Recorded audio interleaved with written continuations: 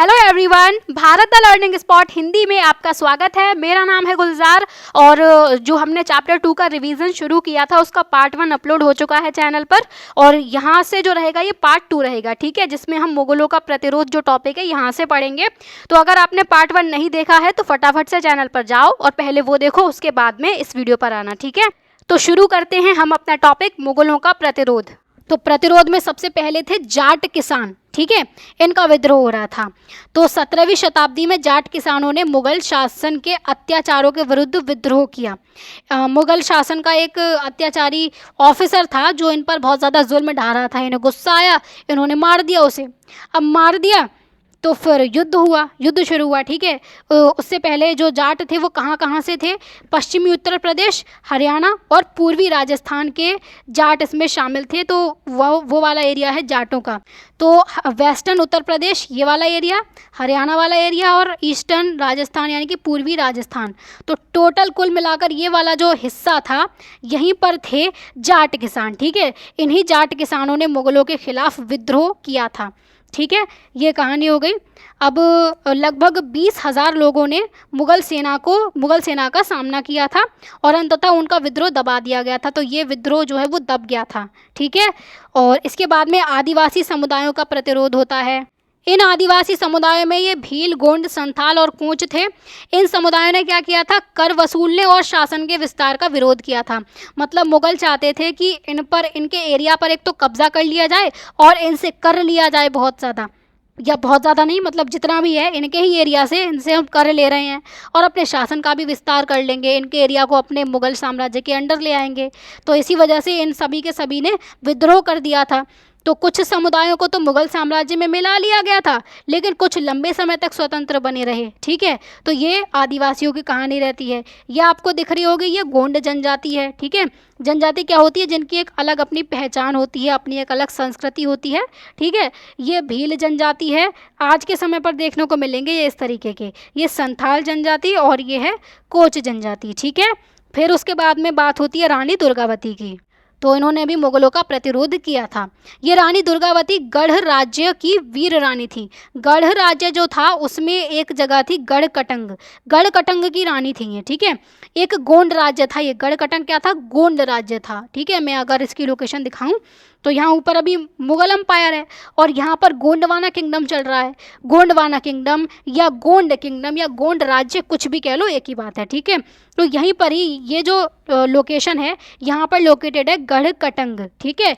इसी गढ़कटंग की रानी थी रानी दुर्गावती, ओके। ये बहुत ज़्यादा होशियार थी, इन्होंने बुद्धिमत्ता से शासन किया था, अपने राज्य को समृद्ध बनाया था इन्होंने। इनकी सेना में लगभग 20,000 तो सैनिक थे और 1,000 हाथी थे, ठीक है।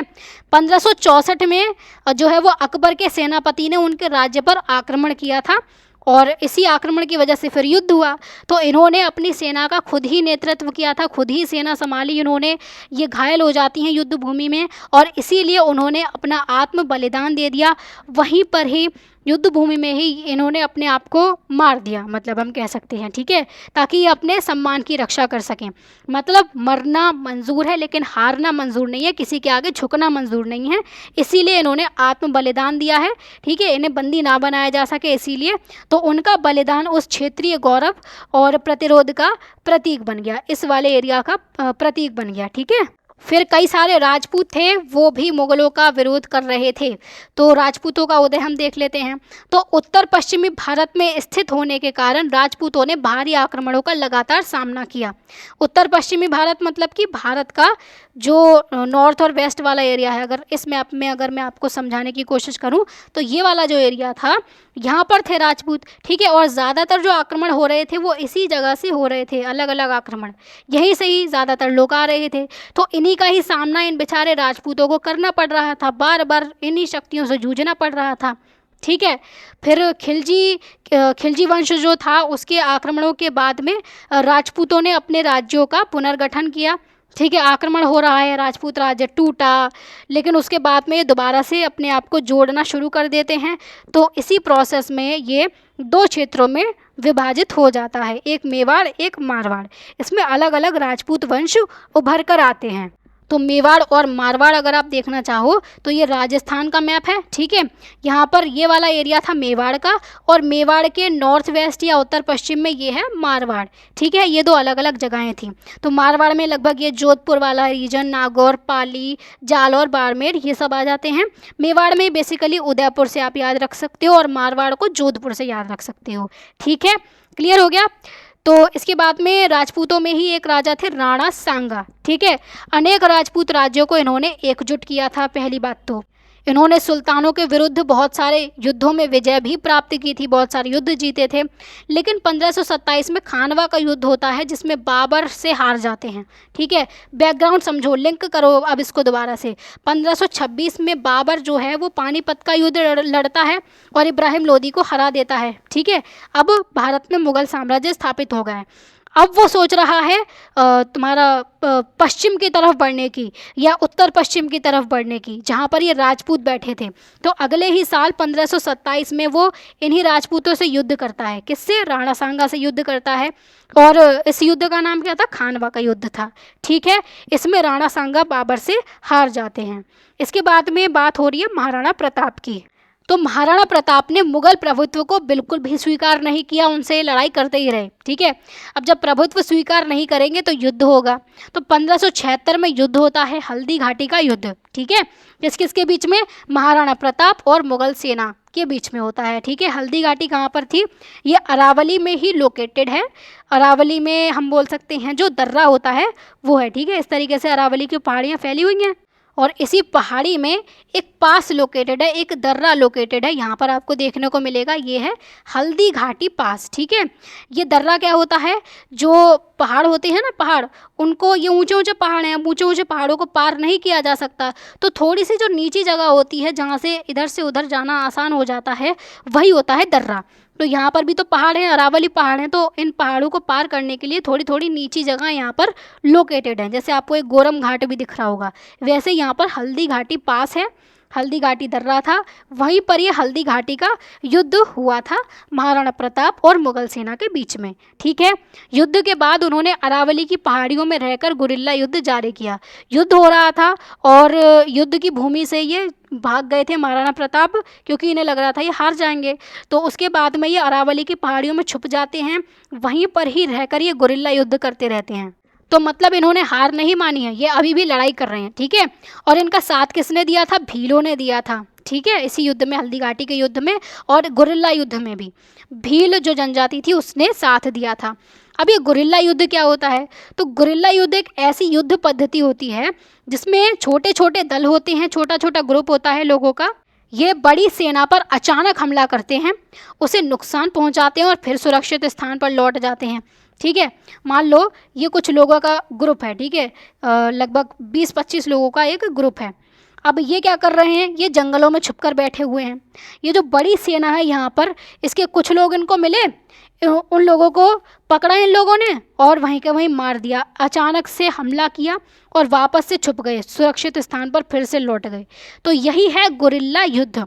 इस युद्ध में स्थानीय क्षेत्र मतलब जैसे अरावली की पहाड़ियाँ हैं, तो यहाँ पर जैसे ये हल्दी घाटी दर्रा था, तो इसकी जानकारी, जंगलों की जानकारी, पहाड़ों की जानकारी, इन जानकारी का उपयोग किया जाता है गुरिल्ला युद्ध में। तो ये चीज़ आप याद रखना, ठीक है। अगर क्वेश्चन बने कि गुरिल्ला युद्ध क्या था या गुरिल्ला युद्ध पर एक टिप्पणी लिखो, तो आप ये आराम से लिख सकते हो कि ये छोटे छोटे दल जो है वो बड़ी सेना को हराने के लिए इस्तेमाल करते थे। और इसमें जो नॉलेज है, हम कह सकते हैं जो भूगोल की नॉलेज है, पहाड़ों की जानकारी है, क्षेत्रीय स्थानीय क्षेत्र की जो जानकारी है, उसका इस्तेमाल किया जाता था, ठीक है। इसके अलावा अन्य राजपूत राज्य में क्या है, कुछ राजपूत राज्यों ने मुगलों के साथ में वैवाहिक और कूटनीतिक संबंध स्थापित कर लिए थे। कूटनीतिक संबंध मतलब कि उनके साथ में हाथ मिला लिया, फ्रेंडशिप कर ली, युद्ध वगैरह नहीं किया, ठीक है। तो ये स्ट्रेटेजी कुछ राजपूत राज्यों ने अपनाई। मेवाड़ जो था, मेवाड़ ने लंबे समय तक मुगल प्रभुत्व को स्वीकार नहीं किया। वही मेवाड़ से ही तो थे ये महाराणा प्रताप, ठीक है।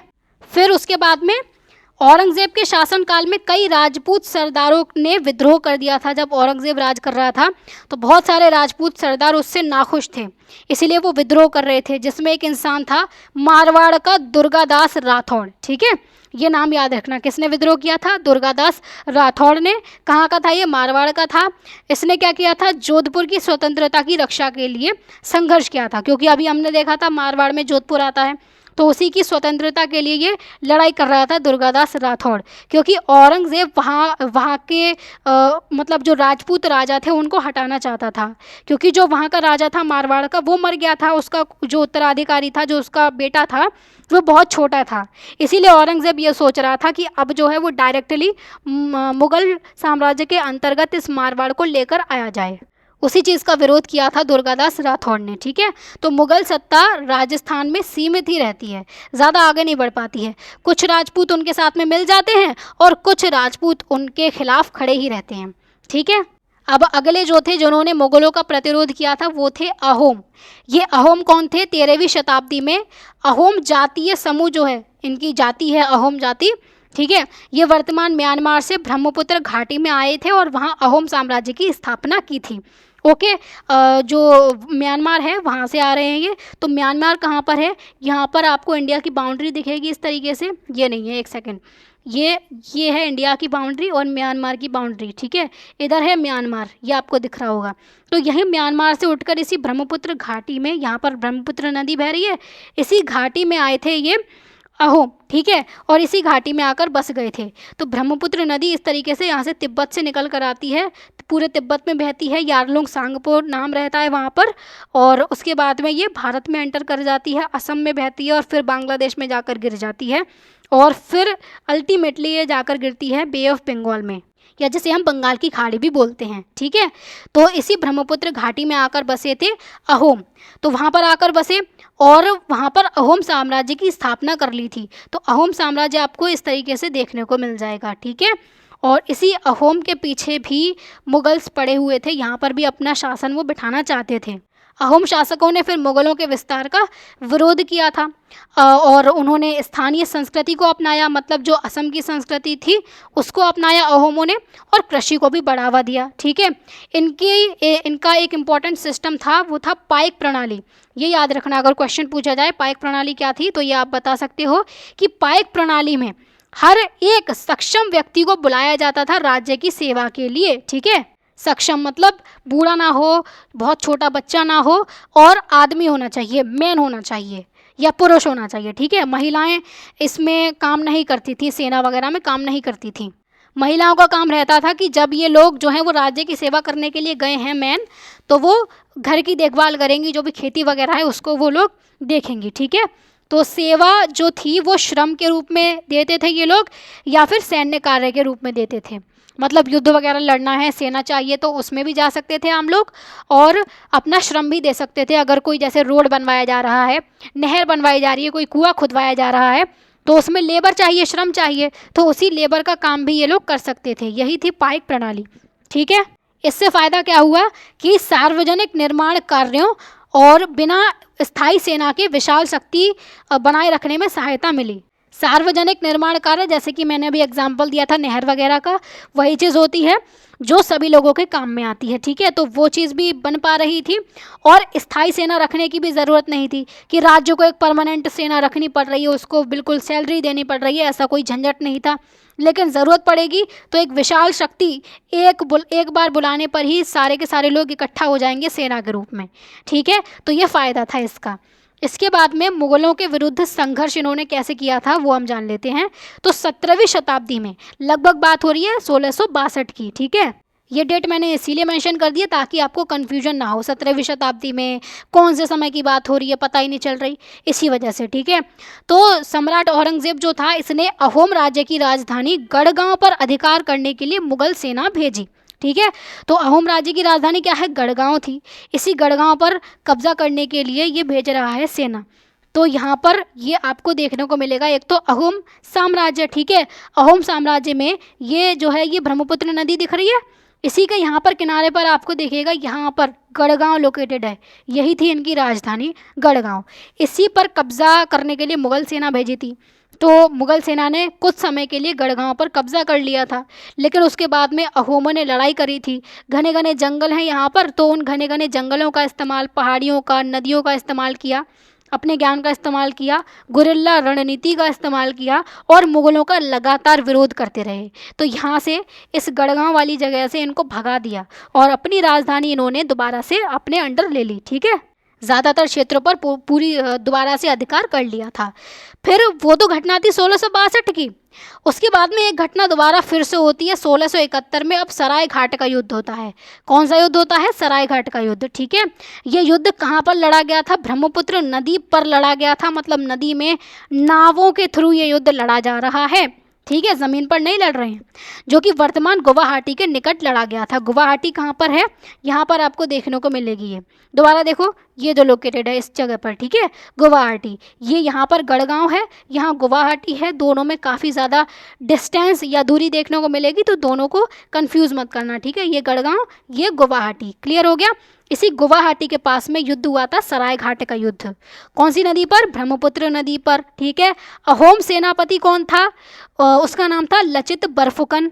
तो अहोमों के पास में सैनिक थे लगभग 10,000 और मुगलों के पास में सैनिक थे 30,000। तो मुगलों की सेना देखी जाए तो बड़ी है, लेकिन फिर भी अहोम अपनी स्वतंत्रता बनाए रखने में सफल रहे, क्योंकि ये युद्ध नदी में लड़ा जा रहा है। इसके अलावा इन अहोमों ने गुरिल्ला युद्ध का इस्तेमाल किया। ठीक है, छुप छुप के वार कर रहे थे, इसी वजह से ये इतनी बड़ी सेना को हरा पाते हैं। ठीक है, फिर अगला सवाल, अहोमों ने असम की नदियों, पहाड़ियों और जंगलों का उपयोग अपने लाभ के लिए कैसे किया? क्या आप उन उपायों के बारे में सोच सकते हैं जिनसे भूगोल ने उनकी रक्षा प्रणाली को सुदृढ़ करने और युद्ध लड़ने में सहायता प्रदान की? तो ऐसे क्या क्या उपाय हो सकते हैं, सोचो ज़रा उनके बारे में। तो ये आंसर हो जाएगा, ये आप पढ़ लेना, खुद पढ़ लेना। ठीक है, कोई ऐसी बड़ी बात नहीं है। फिर सिखों का उदय होता है। ये सिख कहाँ थे? पंजाब वाले रीजन में। ठीक है, पंजाब का मतलब आज वाला पंजाब नहीं है जो भारत में छोटा सा पंजाब है, पाकिस्तान का पंजाब मिलाकर भी था। पाकिस्तान और इंडिया दोनों का पंजाब मिलाकर था।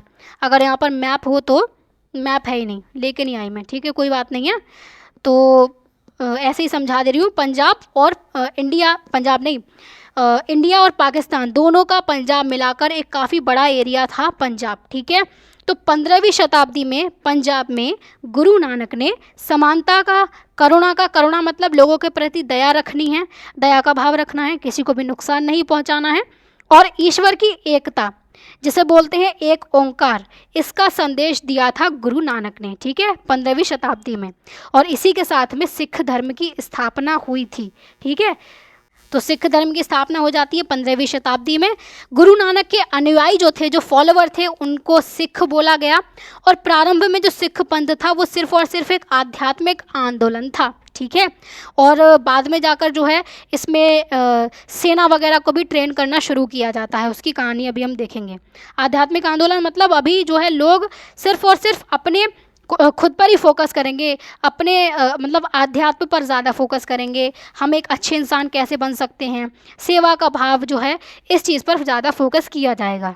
तो जो सिख धर्म था ना, उसमें टोटल 10 गुरु हुए थे। ठीक है, जिसमें पहले गुरु थे गुरुदेव नानक, गुरुदेव नानक नहीं, गुरु नानक देव जी। ठीक है, गुरुदेव नानक उल्टा ही बोल दिया मैंने। तो उसके बाद में कुछ गुरुओं के नाम इस चैप्टर में मेंशन है। तो एक गुरु रहे इसमें गुरु अर्जन देव जी। ठीक है, ये अर्जन देव जी जो थे, इनकी कहानी क्या थी? जहांगीर जो था मुगल साम्राज्य में, उसको ये पता चला कि गुरु अर्जन देव ने उसके विद्रोही पुत्र का समर्थन किया है, जो खुसरो था, खुसरो जहांगीर का बेटा, वो इसका विद्रोह कर रहा था। जहांगीर को लगा कि इन्होंने उसको शरण दे दी है, उसका साथ दिया है, उसके विद्रोह में उसका साथ दे रहे हैं, ये इसको लग रहा था। तो इसने क्या किया? इसने गुरु अर्जन देव को यातनाएं दी। यातनाएं मतलब बहुत ज़्यादा तकलीफ़ें दी। लाइक हम, अगर मैं एग्जांपल दूँ तकलीफ़ों में, तो खौलता हुआ जो तेल होता है ना, वो जो है उनके ऊपर डाल देना। ठीक है, कुछ इस तरीके की यातनाएं, बहुत बुरी तरीके से उन्हें तकलीफ़ दी गई थी, और इसी वजह से उन्हें फिर मृत्यु दंड दिलवा दिया गया। फिर एक गुरु आते हैं सिख धर्म में, गुरु हरगोबिंद।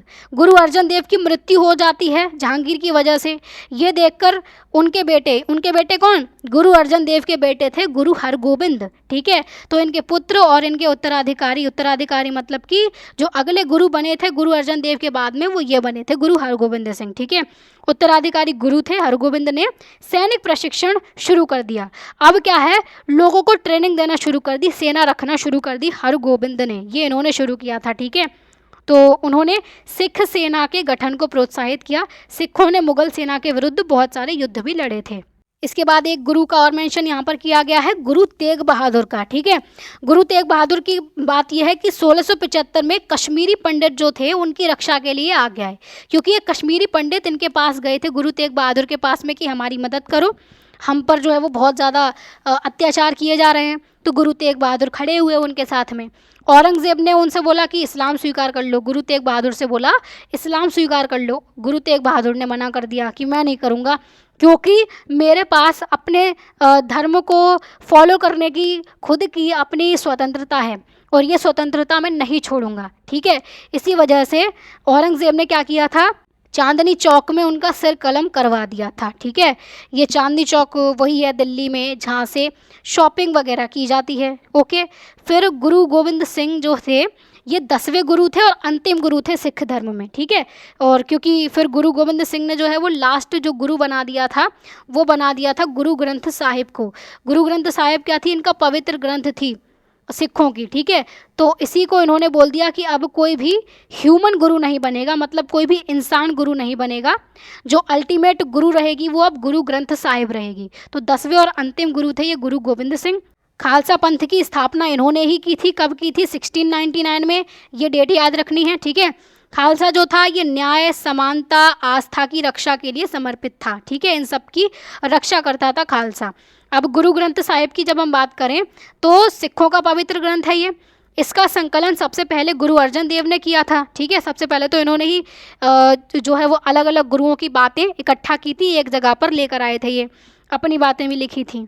लेकिन बाद में गुरु तेग बहादुर के भजन मतलब जो भी बातें थी गुरु तेग बहादुर की वो भी इसमें जोड़ी गई और इसको अंतिम रूप दिया गया गुरु ग्रंथ साहिब के रूप में। ठीक है, ये ग्रंथ क्या क्या बताता है, क्या क्या संदेश देता है कि एक ईश्वर है, सत्यनिष्ठा का पालन करो मतलब सच बोलो, करुणा होनी चाहिए, दया होनी चाहिए, विनम्रता होनी चाहिए, लोगों के प्रति बहुत अच्छा तुम्हें व्यवहार रखना है। ठीक है, और आत्मनियंत्रण रखना चाहिए मतलब खुद पर कंट्रोल रखना चाहिए और ज़्यादा गुस्सा वगैरह नहीं करना चाहिए। ठीक है, फिर गुरुद्वारा शीशगंज साहिब, ये गुरुद्वारा शीशगंज साहिब जो है दिल्ली के चांदनी चौक में स्थित है और एक प्रसिद्ध सिख तीर्थ स्थल है। ठीक है, ये आपको यहाँ पर दिख रहा होगा।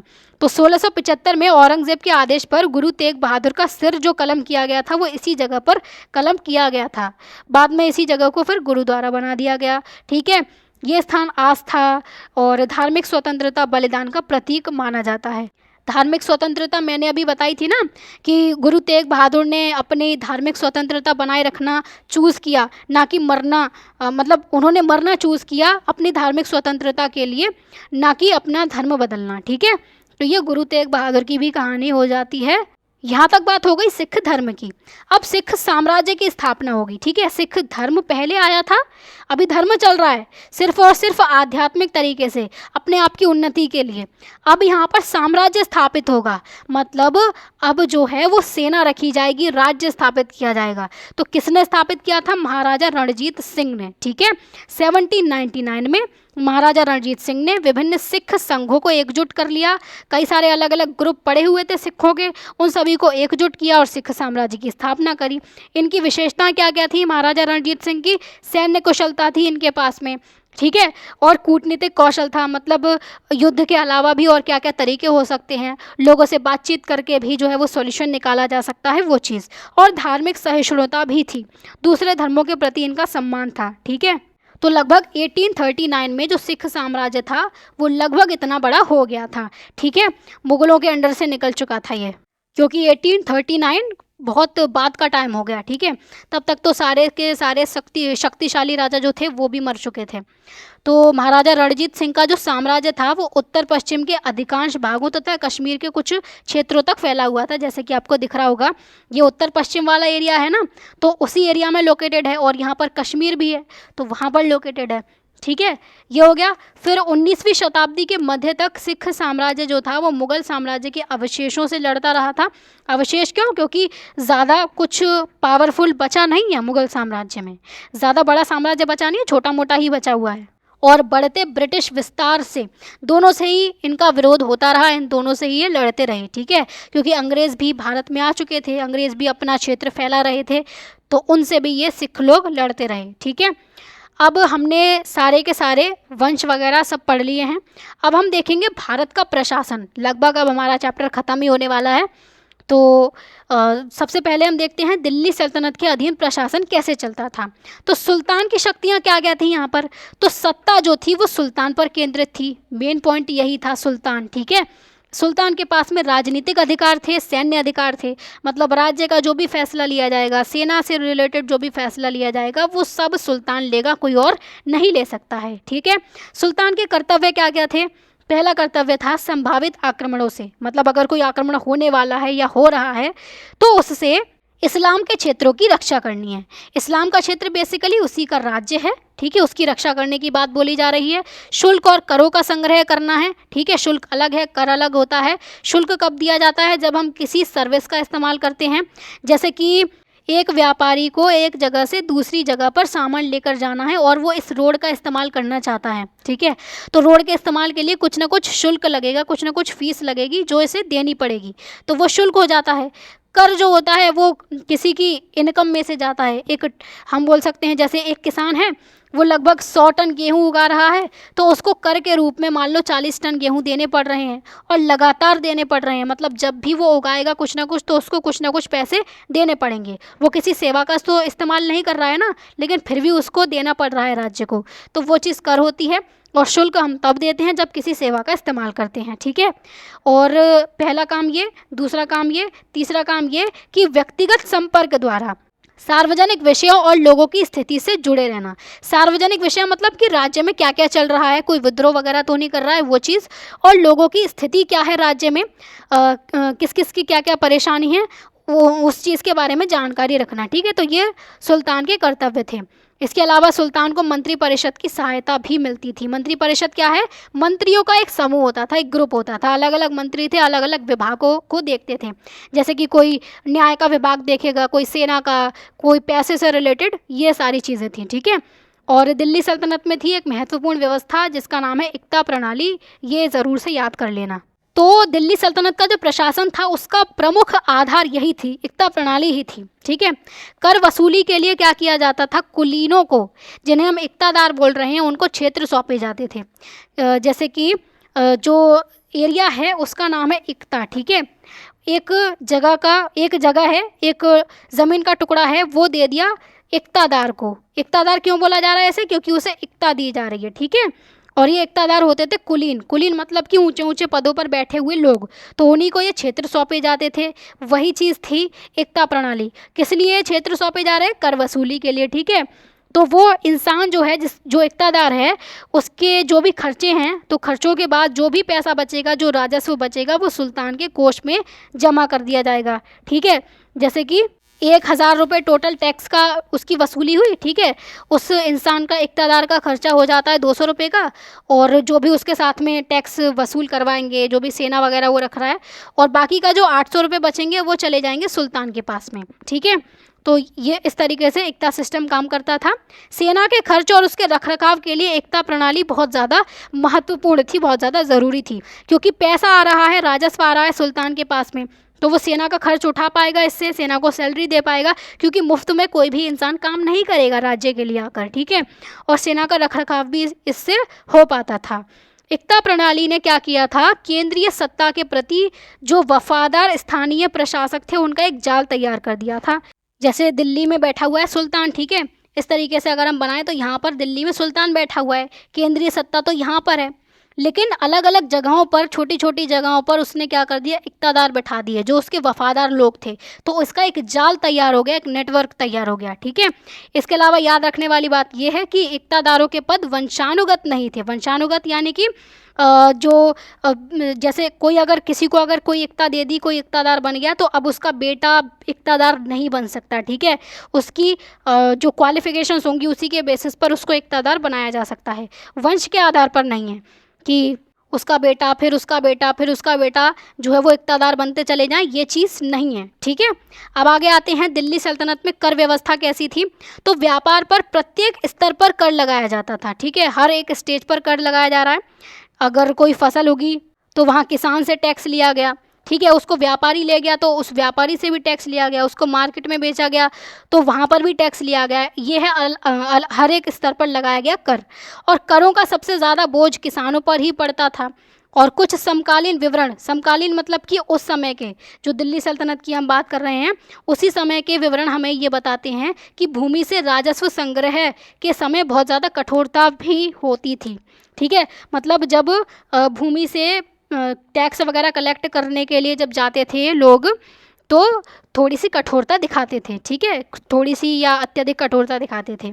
इसके बाद में मुगल प्रशासनिक ढांचा, यहाँ तक हम आ चुके हैं। तो सबसे पहले तो प्रशासन का पुनर्गठन होता है। कैसे? क्योंकि अकबर ने किया था प्रशासनिक तंत्र का पुनर्गठन, क्योंकि वो ज़्यादा नियंत्रण चाहता था और ज़्यादा दक्षता चाहता था। दक्षता मतलब कि उसी समय में, उसी पैसे में जो प्रशासन है वो अच्छा काम करे। जो भ्रष्टाचार होता है ना, बीच में लोग पैसे मार लेते हैं अधिकारी वगैरह, वो चीज़ ना हो, तो इसीलिए अकबर ने थोड़े बहुत सुधार किए।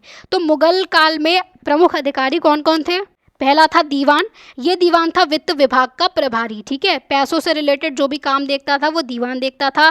टैक्स कितना आ रहा है, कितना खर्चा हो रहा है, सारे काम ये देखता था। एक था मीर बख्शी। ये मीर बख्शी सेना और सैनिक मामलों की देखरेख करता था। ठीक है, मतलब जितनी भी सेना नियुक्त करनी है यही करेगा, सेना का खर्चा देना है यही देगा, सब कुछ यही देखेगा सेना से रिलेटेड। फिर एक होता था खाने सामान।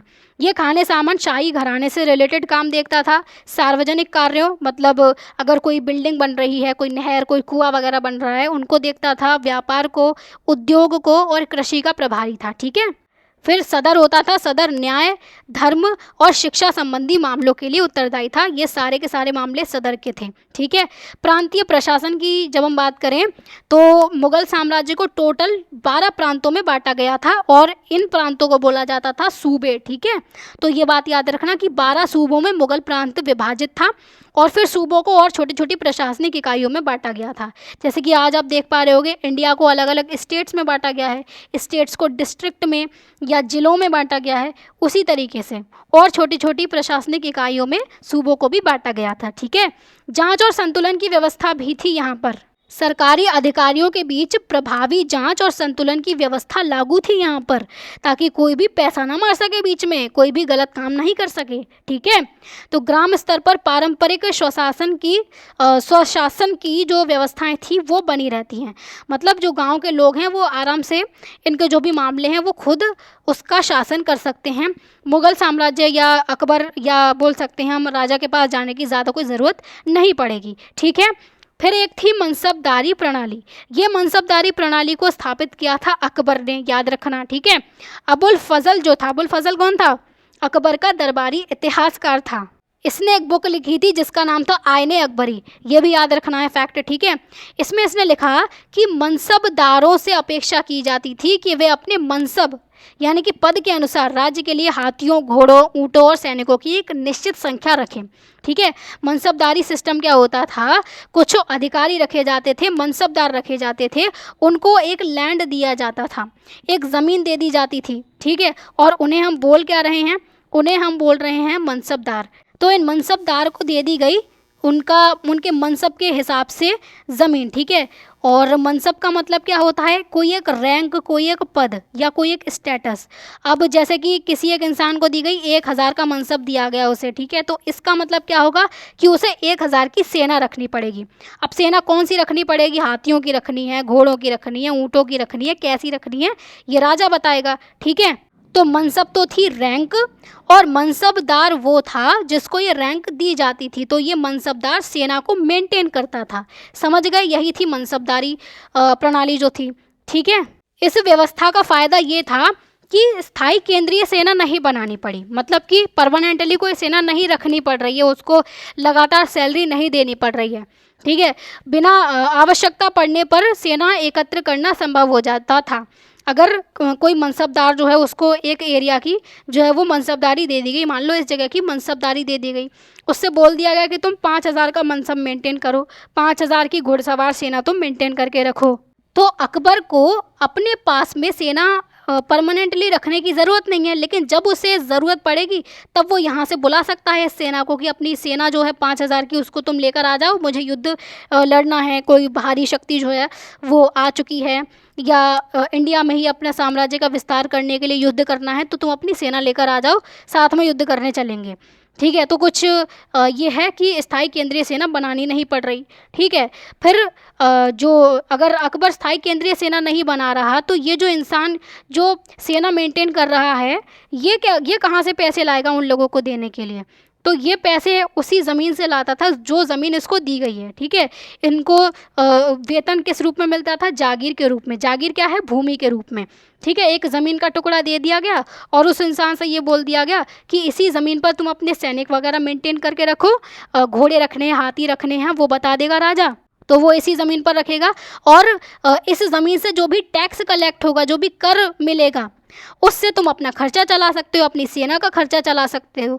तो इससे अकबर को डायरेक्टली सेना के बारे में ज़्यादा दिमाग खोरी करने की ज़रूरत नहीं रही। ठीक है, तो ये फ़ायदा हो जाता है यहाँ पर मनसबदारी प्रणाली का। अब नियमों का पालन ठीक से हो रहा है कि नहीं हो रहा है, इसके लिए नियमित निरीक्षण भी किए जाते थे। ठीक है, ताकि कोई जो अधिकारी है, कोई मनसबदारी है, वो झूठ तो नहीं बोल रहा कि उसने कम सेना रखी हो और वो ज़्यादा ज़मीन का इस्तेमाल कर रहा हो। ठीक है, तो क्योंकि इन्हें जागीर दी जाती थी तो इन्हें जागीरदार भी कहा जाता था। ओके, फिर विभिन्न पंथों के प्रति अकबर की नीति कैसी थी? अकबर की सहिष्णुता थी अलग अलग पंथों के प्रति, लेकिन उसके बावजूद उच्च प्रशासन में गैर मुसलमानों की जो संख्या थी वो कम थी। ठीक है, मतलब मुसलमानों की संख्या ज़्यादा थी, गैर मुसलमानों की संख्या कम थी। कहाँ पर? उच्च प्रशासन में, जो बड़े बड़े पदों पर लोग थे। गैर मुस्लिम अधिकारी जो थे वो कुल अधिकारियों के 1/3 से अधिक नहीं थे। फॉर एग्जाम्पल मान लो टोटल अगर 90 अधिकारी हैं पूरे के पूरे मुग़ल प्रशासन में, सिर्फ एग्जाम्पल के लिए ये मानना। ठीक है, तो इसमें 1/3 से ज़्यादा जो थे वो गैर मुस्लिम नहीं थे, तो 90 का 1/3 कितना हो जाएगा? 30 हो जाएगा।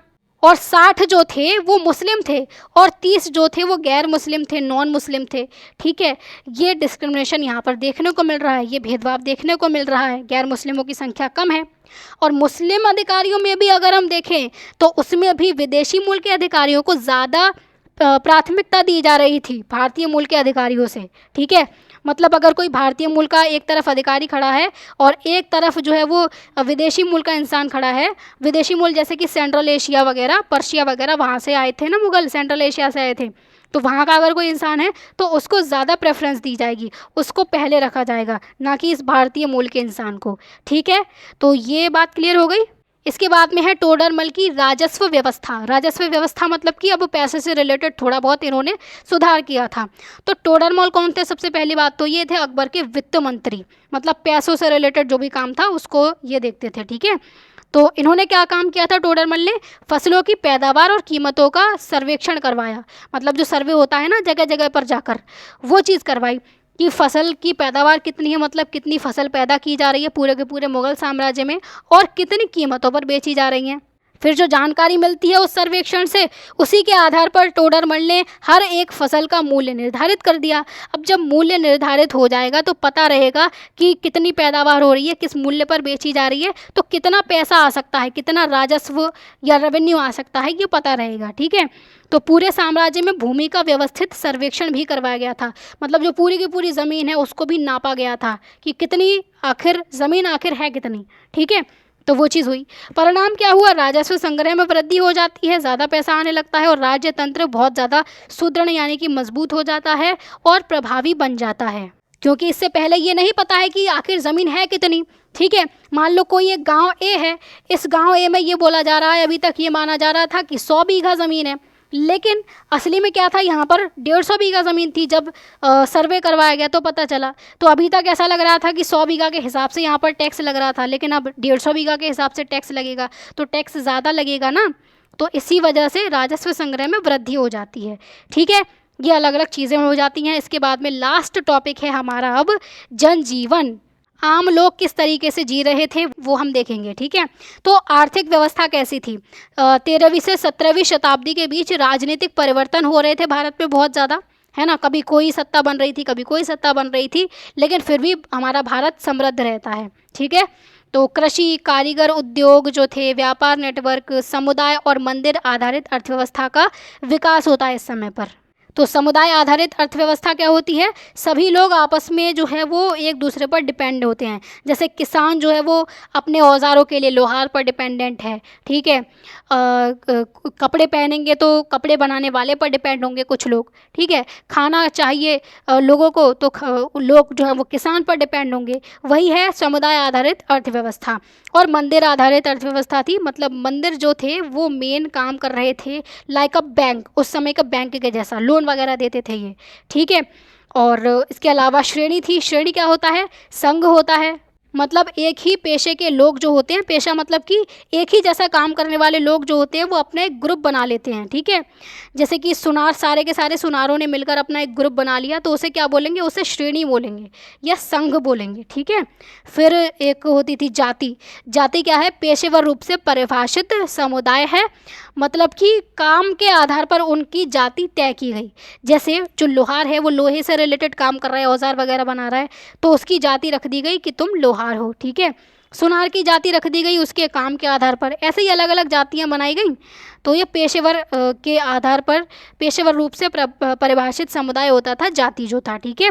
और ऋण प्रणालियां जो थी उन पर आधारित आर्थिक और सामाजिक व्यवस्था ये सब की सब प्रचलित थी, ठीक है। फिर अब हम बात करते हैं बुनियादी ढांचे की और मुद्रा व्यवस्था की। बुनियादी ढांचा क्या होता है? जो बेसिकली रोड बनवाए जाते हैं, नहरें, सेतु वगैरह बनवाए जा रहे हैं। सेतु मतलब जो ब्रिज होते हैं, जैसे ये नदी है, नदी को पार करने के लिए इधर से उधर जो है वो एक ब्रिज बनवा दिया जाता है, वही चीज़। और सिंचाई कार्य का भी विकास हो रहा था, कब? सल्तनत काल में, ठीक है। तो ये सब के सब क्या हैं? ये बुनियादी ढांचे हैं, लोगों के लिए काम में आते हैं, इनका विकास हो रहा था। नए नए नगरों की स्थापना हो रही थी, जैसे कि फिरोज़ाबाद की स्थापना हुई थी, ओके। फिर मुगल काल में इन कार्यों का और ज़्यादा विस्तार होता है, मुगल काल और ज़्यादा समृद्ध होता है। अलग अलग धातुओं के, अलग अलग मूल्य वर्गों के सिक्के आते हैं।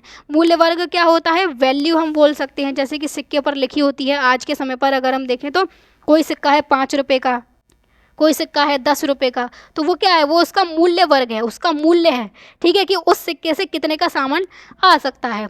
तो अलग अलग ऐसे ही मूल्य वर्ग के अलग अलग धातुओं के सिक्के प्रचलित थे उस समय पर। दिल्ली सल्तनत और मुगल काल दोनों में ही अगर हम बात करें तो मुगलों ने मुद्रा व्यवस्था अपनाई थी, अलग मुद्रा व्यवस्था अपनाई थी इन्होंने, जिसमें क्या था? चांदी का तो रुपया था, ये याद रखना कि जो रुपया है वो कौन सी धातु का है? चांदी का। और तांबे का दाम था, ठीक है। तो ये आपको देखने को मिल जाएंगे, ये रुपया है और ये है दाम, ये तांबे का है, ये चांदी का है, ओके। आगे बढ़े तो कृषि और सिंचाई का क्या हाल था उस समय पर? तो कृषि जो थी वो भारतीय अर्थव्यवस्था का मुख्य आधार थी, क्योंकि सबसे ज़्यादा पैसा यहीं से आता था और सबसे ज़्यादा लोग इसी में ही काम करते थे, ठीक है। तो शासक अपने प्रशासन और सेना के लिए कृषि राजस्व पर निर्भर था, बिल्कुल। जो भी प्रशासन उसे चलाना है, सेना के लिए जो खर्च निकलेगा वो कृषि राजस्व से निकलेगा। जो कृषि से टैक्स आएगा, जो भूमि कर आएगा, उससे खर्चा वगैरह निकल पाएगा। तो सामान्यतः उपज का 5वां भाग राजस्व के रूप में लिया जाता था, ठीक है। लेकिन कुछ सुल्तानों ने इसे आधे भाग तक बढ़ा दिया था। अब सामान्यतः यहाँ पर जो बात हो रही है ना, ये ऑलमोस्ट सभी समय की बात हो रही है। जैसे मुगल टाइम पीरियड जो था, सल्तनत टाइम पीरियड जो था, सब में ही राजस्व का या उपज का 1/5 भाग लिया जाता था। मान लो जैसे टोटल हुई है 100 टन की उपज, 100 टन गेहूँ उगाए, तो इसका 1/5 भाग ही राजस्व के रूप में लिया जाएगा, यानी कि टोटल 20 टन लिया जाएगा, ठीक है। लेकिन कुछ सुल्तान ऐसे रहे जिन्होंने इसे बढ़ा दिया था, इसे आधे भाग तक कर दिया था। आधा मतलब कि 1/2 यानी कि 50%। तो 100 टन में से पूरा 50 टन जो है वो कर के रूप में, राजस्व के रूप में चला जाएगा। ऐसा कुछ सुल्तानों ने किया था, ठीक है। सिंचाई प्रणालियों के विस्तार से कृषि उत्पादकता में वृद्धि हुई, क्योंकि अब जो है किसानों को पानी मिलने लगा, चाहे बारिश हो रही है चाहे नहीं हो रही है, वो आसानी से खेती कर पा रहे हैं, इसीलिए कृषि उत्पादकता बढ़ती है, ठीक है। इसमें एक एग्जाम्पल है फारसी पहिए का, और इससे कुएं या तालाबों से पानी निकालना आसान हो गया, जिससे सिंचाई में सहायता मिली। ये जो कुआं है, यहाँ से आसानी से पानी निकाला जा सकता है, पानी आसानी से निकल जाएगा तो सिंचाई आसानी से हो जाएगी, क्योंकि लोगों को दूर दूर तक जाना पड़ता था पानी लेने के लिए। तो इसी वजह से कृषि उत्पादकता में वृद्धि भी हो रही थी, क्योंकि पानी वहीं पर अवेलेबल हो जा रहा था खेतों के पास में ही। ठीक है, तो पर्शियन व्हील का या फारसी पहिए का यूज़ किस लिए किया जाता था, ये याद रखना, कुओं से या तालाबों से पानी निकालने के लिए किया जाता था। ठीक है, फिर चावल, गेहूँ, दालें, गन्ना, मसाले, ये जो खाद्य फसलें थी इनका उत्पादन बढ़ता है। और कपास यानी कि जो कॉटन होती है जिससे कपड़े बनते हैं वो, रेशम, ऊन, रंग, लकड़ी, जूट, ये सब के सब जो गैर खाद्य फसलें थी इनका भी उत्पादन बढ़ता है। ठीक है, अलग अलग क्षेत्रों और समय के अनुसार कृषि उत्पादन में भिन्नता पाई जाती है। बिल्कुल, जैसे दिल्ली सल्तनत के समय पर अलग कृषि उत्पादकता रहेगी, मुगल काल के समय अलग रहेगी, क्षेत्र के हिसाब से भी अलग रहेगी। कहीं पर ज़्यादा बारिश हो रही है, कहीं पर सूखा पड़ रहा है, तो उसके हिसाब से कृषि उत्पादन में भिन्नता देखी जाती थी। ठीक है, और किसानों को बहुत बार जो है वो भीषण अकालों का सामना करना पड़ता था। अकाल मतलब कि बहुत सारे लोगों को बहुत बड़ी संख्या में खाने की कमी हो गई है, मतलब खाना ही पैदा नहीं हुआ है। क्यों? क्योंकि सूखा पड़ गया या युद्ध हो गया या बहुत ज़्यादा बाढ़ आ गई, इस वजह से खाने की कमी पड़ गई, अकाल पड़ गया। ठीक है, और राहत जो होती थी, वो राहत व्यवस्था जो थी वो शासकों की उदारता पर निर्भर करती थी, क्योंकि अकाल पड़ गया है, पूरी की पूरी फसल खराब हो गई है, लेकिन फिर भी किसान को टैक्स देना पड़ेगा। तो अगर शासक उदार है, अगर वो उससे टैक्स नहीं ले रहा है इस मामले में कि उसकी फसल खराब हो गई है, तो उसकी वजह से उसकी किसान की जो है वो राहत उस पर ही डिपेंड करती थी। ठीक है, फिर शिल्प और उद्योग की बात करें तो शिल्पकार जो थे, ठीक है, शिल्पकार कौन होते हैं? वही जो अपने हाथों से अलग अलग चीज़ें बनाते हैं। तो ये हथियार भी बना रहे थे, बर्तन भी बना रहे थे, आभूषण भी बना रहे थे और वस्त्र भी बना रहे थे। ठीक है, और जहाज़ निर्माण का काम भी भारत में चल रहा था। फिर व्यापार और बंदरगाह की जब हम बात करते हैं तो कालीकट, मैंगलोर, सूरत, मसूलीपट्टनम और हुगली, ये हुगली जो है ये नदी बंदरगाह है, ये प्रमुख बंदरगाह थे। ठीक है, यहाँ पर अगर आपको मैं मैप में दिखाऊं तो यहाँ ये जो स्टेट है ये कर्नाटक स्टेट है। ठीक है, और यहाँ पर लोकेटेड है मैंगलोर। तो ये एक बंदरगाह था। बंदरगाह क्या होता है? बेसिकली जहाँ पर जैसे किसी दूसरे देश से यहाँ से अगर कोई व्यापार हो रहा है तो जहाज़ जो है आएगा, जहाज़ में सामान वगैरह होगा, अपने साथ में सामान लेकर आएगा, वो सामान इस बंदरगाह पर उतारा जाएगा, इस बंदरगाह से फिर अलग अलग जगहों पर जाएगा। तो ये काम होता था बंदरगाह का। ठीक है, सामान की लोडिंग अनलोडिंग होती थी, मतलब उससे व्यापार वगैरह किया जाता था। तो एक तो मैंगलोर ये बंदरगाह हो गया, एक ये जो है स्टेट ये है केरल, यहाँ पर लोकेटेड है ये कालीकट। ठीक है, इसके अलावा एक हमने देखा था अभी मसूलीपट्टनम, यहाँ पर ये जो स्टेट है ये आंध्र प्रदेश है, तो यहाँ पर है मसूलीपट्टनम। ठीक है, फिर एक है हुगली। ये हुगली कहाँ है? वेस्ट बंगाल में, पश्चिम बंगाल जो स्टेट है ये वाला स्टेट, यहीं पर ही है ये हुगली। और ये हुगली जो है ये नदी के किनारे पर लोकेटेड है। बाकी सब तो जो अभी हमने देखे ये समुद्र के किनारे पर लोकेटेड है, लेकिन ये नदी के किनारे पर लोकेटेड है। ठीक है, तो नदी बंदरगाह है ये। ओके, फिर एक सूरत और है। ये सूरत कहाँ है? गुजरात में, यहाँ पर लोकेटेड है। ये स्टेट जो दिख रहा है ना, ये गुजरात है और यहाँ पर है सूरत। क्लियर? चलें आगे। तो ये हमने प्रमुख बंदरगाह देख लिए भारत के।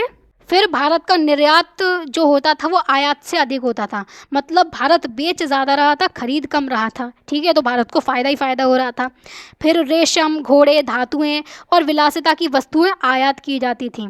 ठीक है, ये बात याद रखना कि क्या क्या चीज़ें भारत आयात कर रहा था। रेशम आयात कर रहा था, घोड़े आयात कर रहा था, धातुएं और विलासिता की वस्तुएं। विलासिता की वस्तुएं जैसे कि इत्र वगैरह और एक हाई क्वालिटी की सिल्क वगैरह, बहुत सारी चीज़ें, और जो है बहुत ज़्यादा कीमती पत्थर वगैरह जो होते हैं उनको भी भारत मंगाता था, तो ये सब आयात किए जाते थे। ठीक है, फिर अरब, फारस और मध्य एशिया के बहुत सारे व्यापारी जो थे वो भारतीय बंदरगाहों में बस गए थे, जिससे व्यापारिक गतिविधियों में तीव्र वृद्धि हो रही है। ठीक है, क्योंकि अब ये जो हैं वो वहाँ से, जैसे अगर हम यहाँ से समझना चाहें तो अरब वगैरह, पर्शिया वगैरह, इन वाली जगहों से जो हैं, जैसे मान लो यहाँ से कोई एक व्यापारी है, वो यहाँ पर आकर भारत के बंदरगाह पर बस गया। ठीक है, तो उसे यहाँ पर उसने अपने नेटवर्क बना लिए कि कहाँ से सामान आएगा, कितना सामान आएगा, किस प्राइस में सामान आएगा, तो वो आसानी से यहाँ पर जो है यहाँ से वो व्यापार कर सकता है, समुद्र के थ्रू भी व्यापार कर सकता है। तो इसीलिए व्यापारिक गतिविधियों में तीव्र वृद्धि होती है। ठीक है, अगर वो यहाँ पर नहीं बसा हुआ होता तो क्या करता वो हर साल आता, एक बार सामान लेता, चला जाता, फिर पूरी की पूरी साल की गाड़ी चली जाती है ना, फिर उसे अगली साल फिर आना पड़ता, फिर खोजबीन करनी पड़ती कि कहाँ से सामान लूँ, कहाँ से नहीं लूँ। तो इसी वजह से इन व्यापारियों की जो भारतीय बंदरगाहों में बसने की वजह से व्यापारिक गतिविधियों में तीव्र वृद्धि हो जाती है। ठीक है, फिर एक है हुंडी प्रणाली। ये हुंडी प्रणाली क्या थी? हुंडी जो होता था वो एक लिखित भुगतान आदेश होता था। मतलब जैसे हम आज के चेक बोल सकते हैं। ठीक है, एक पेपर पर लिख दिया जाता था कि कौन किसको कितना भुगतान करेगा।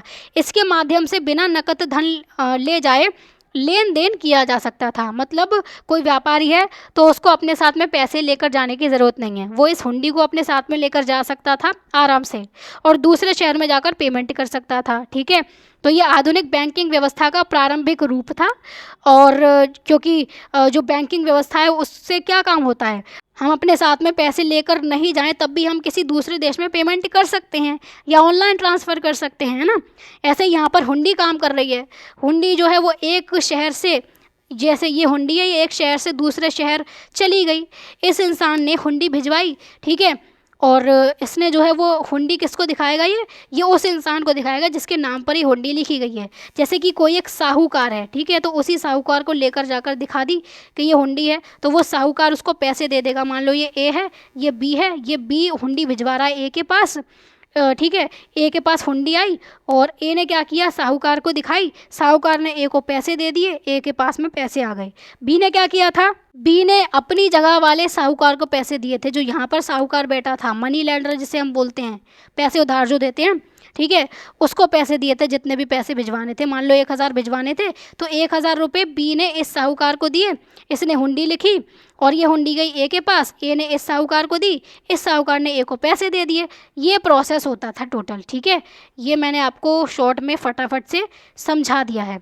अब आगे अगर हम बढ़ें तो इससे फ़ायदा क्या होगा कि जो व्यापारी हैं उनको यात्रा के दौरान लूटपाट का जो भी जोखिम है, जो भी खतरा है, वो नहीं होगा, क्योंकि अब उनके पास में पैसे नहीं हैं उनके साथ में, है ना। तो ये फ़ायदा इसका हो जाता है। फिर है आर्थिक गतिविधियों के केंद्र के रूप में मंदिर। ठीक है, तो मंदिर केवल पूजा, शिक्षा, सामाजिक संपर्क या प्रदर्शन कला के केंद्र ही नहीं थे, बल्कि आर्थिक गतिविधियों के भी केंद्र थे। मतलब बहुत सारी पैसों से रिलेटेड एक्टिविटी भी यहाँ पर होती थी।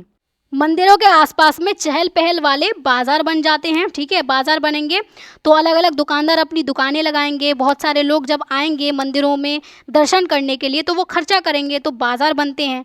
इससे आर्थिक गतिविधियां तेज़ होती हैं। ठीक है, उस एरिया में पैसा जाने लगता है। जैसे कि कोई एरिया है, यहाँ पर एक मंदिर है, ठीक है, अब इस मंदिर के आसपास में बाज़ार डेवलप हो गया है। अब यहाँ पर जब लोग आएंगे घूमने तो यहाँ पर पैसा लगाएंगे, ठीक है, मनी लगाएंगे। तो जब पैसा इस एरिया में जो आया पैसा, तो डेवलपमेंट ही तो हो रहा है, आर्थिक गतिविधियों का विकास हो रहा है, सिंपल सी बात है।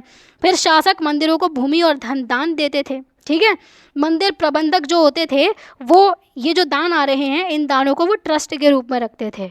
ट्रस्ट क्या होता है, एक उद्देश्य के लिए पैसा रखा जाता है कि इसका खर्च कहाँ पर किया जाएगा।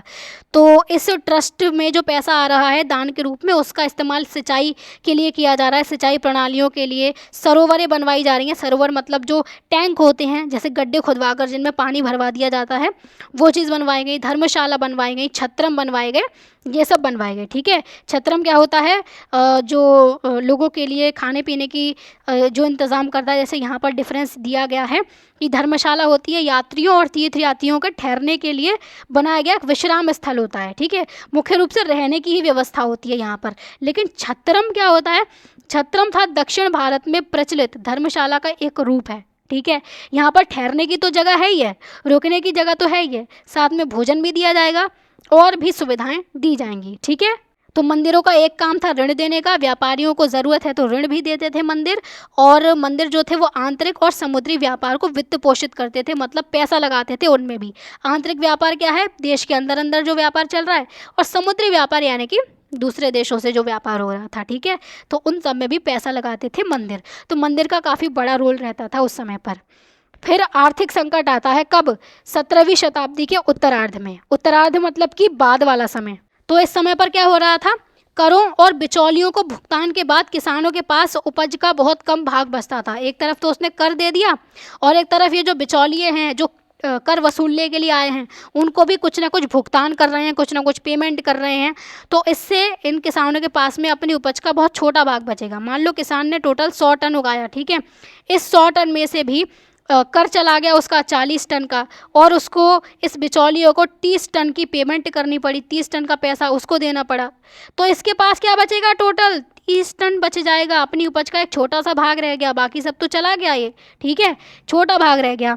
तो इसकी वजह से कई किसानों को अपनी भूमि जो है वो गिरवी रखनी पड़ती थी, क्योंकि 100 टन में से टोटल 30 टन बच रहा है, तो उसकी तो कॉस्ट भी नहीं निकल रही है, जो लागत उसने लगाई है बीज वगैरह में, सिंचाई वगैरह में, वो भी नहीं निकल पा रही है। तो उसको क्या करना पड़ेगा? फिर दोबारा से खेती करने के लिए पैसे चाहिए। पैसे वो कहाँ से लेकर आएगा? वो लोन उठा लेगा, ऋण ले लेगा, ठीक है। अब जब वो ऋण पे नहीं कर पाएगा, तो उसने जो लोन लिया था अपनी भूमि को गिरवी रखकर, क्योंकि उसके पास में और तो कुछ है ही नहीं, उसने गिरवी रखा। गिरवी मतलब क्या है कि एक थोड़े समय का टाइम ले लिया, जैसे ज़मीन है, इसने किसान ने बोल दिया कि ये मेरी ज़मीन है, ये मैं आपको इसका अधिकार दे रहा हूँ, और इतने समय का मैं टाइम ले रहा हूँ, मान लो 6 महीने का मैंने टाइम लिया है, और इस समय में अगर मैं आपका जो भी पैसा मैंने लिया है वो चुका नहीं पाया, तो आप इस ज़मीन के मालिक हो जाओगे। वो चीज़ होती है गिरवी। तो किसानों को गिरवी रखनी पड़ी और बंधुआ मजदूर बन गए। बंधुआ मजदूर मतलब कि किसी के लिए बंध कर काम करना। जिस इंसान से लोन लिया था किसान ने, उसको वो लोन वापस चुका ही नहीं पाता था, क्योंकि किसानों की स्थिति बहुत ख़राब थी। तो वो इंसान क्या करता था? वो कहता था कि तुम जो है वो पैसा नहीं चुका पा रहे, तुम मेरे खेत में काम करो बंधुआ मजदूर बनकर। मतलब अब जो है वो इंसान, वो जो किसान था, वो अपनी मर्ज़ी से कहीं और काम करने नहीं जा सकता है। वो उसी इंसान के यहाँ पर काम करेगा मजबूरी में। उसको ना कोई पैसा मिलेगा, कुछ भी नहीं मिलेगा, बेचारा काम किया जाता है, ठीक है। फिर शिल्पकारों और मजदूरों को भी कठिन आर्थिक परिस्थितियों का सामना करना पड़ा था। तो इन कुछ वर्गों की हालत जो थी वो ठीक नहीं थी, आर्थिक संकट आ रहे थे। आर्थिक संकट तो थे एक तरफ, लेकिन उसी के साथ साथ भारत एक समृद्ध देश भी था, ठीक है। धन संपत्ति जो थी वो मुख्यतः शासकों के हाथों में थी, उसके दरबारियों के हाथों में थी, अधिकारियों के, व्यापारियों के हाथों में थी ज़्यादातर, ठीक है। आम लोग तो परेशान थे, जैसे मजदूर, शिल्पकार, किसान, इनकी हालतें बहुत ख़राब थीं, और लगातार युद्ध हो रहे थे। इसकी वजह से जनसंख्या का बलात् विस्थापन हो रहा था, मतलब जनसंख्या को मजबूरी में छोड़कर जाना पड़ेगा। अब कोई एक गांव में रह रहा है, यहाँ पर युद्ध छिड़ गया, तो लोगों को डर के मारे यहाँ से जाना पड़ेगा एक सुरक्षित स्थान पर, कि यहाँ तो भाई युद्ध छिड़ चुका है, तो अब छोड़कर ये जगह जानी ही पड़ेगी। तो लोगों को बहुत प्रॉब्लम्स फेस करनी पड़ी, ठीक है। फिर एक हेडिंग है धार्मिक सह अस्तित्व की। सह अस्तित्व मतलब क्या होता है? सबके सब सारे धर्म के लोग आपस में मिलजुल कर रह रहे हैं, एक साथ रह रहे हैं, ठीक है। तो सामान्य जन के स्तर पर कुछ संघर्ष देखे गए हैं पावन स्थलों को लेकर। कुछ पवित्र स्थल थे जिनको लेकर ये लोग जो हैं थोड़े बहुत लड़ाई वगैरह करते थे। क्यों करते थे? क्योंकि जो शासक होते थे वो इनके पावन स्थलों को अपवित्र करने का आदेश दे देते थे, या उनको नष्ट करने का आदेश दे देते थे। तो ये लोग लड़ते थे आपस में, ठीक है। अब सामान्यतः विभिन्न धर्मों और संप्रदायों के लोग शांतिपूर्वक रहते थे, ये मेन बात है, ठीक है। ये जो झगड़े देखे जा रहे हैं ये कुछ ही देखे जा रहे हैं, कुछ ही एग्जाम्पल्स हैं, वरना ज़्यादातर जो है भारत में वो अलग अलग धर्मों के, अलग अलग संप्रदायों के लोग शांतिपूर्वक एक साथ में मिलकर रहते थे, ठीक है। और ये लोग आर्थिक रूप से एक दूसरे पर निर्भर थे, ओके। फिर आती है बात कला और सांस्कृतिक परंपराओं का संरक्षण। तो ज़्यादातर शासकों ने कलाओं को संरक्षण दिया था, ठीक है। अलग अलग कलाएँ जैसे कि डांस हो गया, म्यूज़िक हो गया, पेंटिंग हो गई, ये सारी चीज़ें। समुदाय जो थे, अलग अलग समुदाय, अलग अलग लोगों की कम्युनिटीज़ जो थी, उन्होंने अपनी परंपराओं को बनाए रखने और पुनर्जीवित करने का प्रयास किया। जो भी उनकी परंपरा है वो चलती रहे सालों साल, और अगर कोई परंपरा जो है वो उसका महत्व कम होता जा रहा है तो उसको दोबारा से लोगों के बीच में लेकर आया जाए, उसको पुनर्जीवित किया जाए, ठीक है। तो सांस्कृतिक परंपराएं जो हैं वो बदलती परिस्थितियों के अनुसार ढलती रहीं, अपने में समय के अनुसार उन्होंने थोड़ा बहुत चेंज लाया और वो चलती चली गई, ख़त्म नहीं हुई, ओके। फिर विभिन्न सांस्कृतिक परंपराओं की परस्पर क्रिया से एक साझा विरासत का निर्माण हुआ, ठीक है।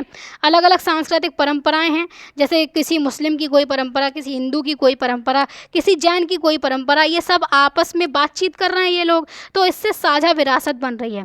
साझा विरासत यानी कि शेयर्ड हेरिटेज क्रिएट हो रहा है। इसके अगर मैं कुछ एग्जांपल दूं तो जैसे कि हिंदुस्तानी शास्त्रीय संगीत जो है, इसमें हिंदू और मुस्लिम दोनों परंपराओं का योगदान है, ठीक है।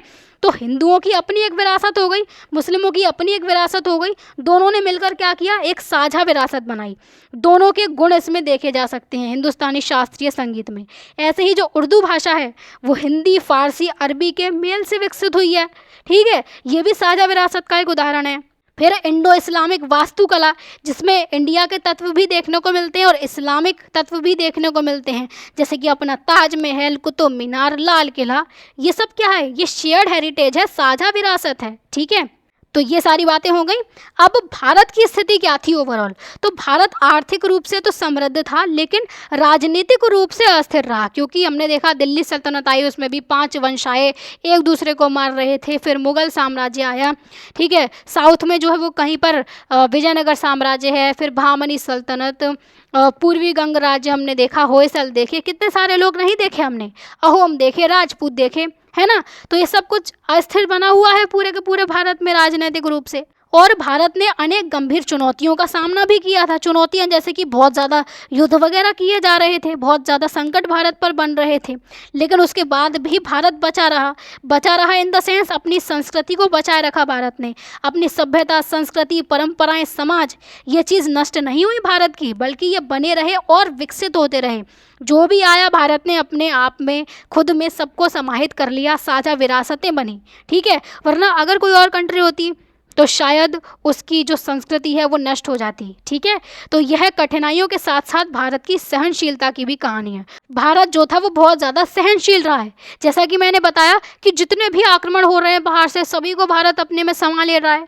एक हमने अहोम पढ़े थे, वो म्यांमार से उठ के आए थे, वो भारत में समा गए। मुगल सेंट्रल एशिया से आए थे, वो भारत में समा गए, ठीक है। दिल्ली सल्तनत जो स्थापित हुई थी वो तुर्क वाले रीजन से लोग आए थे, वो समा गए भारत में, कितने ही नहीं समा गए। तो ये सब की सब भारत की सहनशीलता थी ना। आवश्यकता पड़ने पर शस्त्रों का भी इस्तेमाल किया गया, तलवार भी उठाई गई, और कला का भी इस्तेमाल किया गया। साहित्य का विकास होता है, अलग अलग जैसे ग्रंथ लिखे जाते हैं, ठीक है। अध्यात्म का विकास होता है और कालातीत मूल्यों का विकास होता है। कालातीत मूल्य मतलब कि जो समय निकल जाए, चाहे हज़ारों सालों का, लेकिन वो मूल्य ख़त्म ना हो, जैसे कि सत्य का मूल्य, न्याय का, करुणा का, सेवा का, सहिष्णुता का, ये सारे मूल्य निकल कर आते हैं, ठीक है। इनमें नए सृजन के माध्यम से भारत ने अपनी शक्ति और सहनशीलता का परिचय दिया, इन सभी चीज़ों के माध्यम से, ठीक है। शस्त्र का भी इस्तेमाल हो रहा है और मूल्यों का भी इस्तेमाल किया जा रहा है।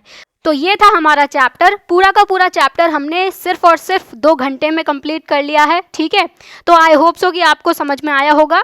तो बाकी आपको पीडीएफ का लिंक डिस्क्रिप्शन बॉक्स में मिल जाएगा। आप मेरे टेलीग्राम चैनल को भी ज्वाइन करके रख सकते हो, Bharat the learning spot PDF, ठीक है।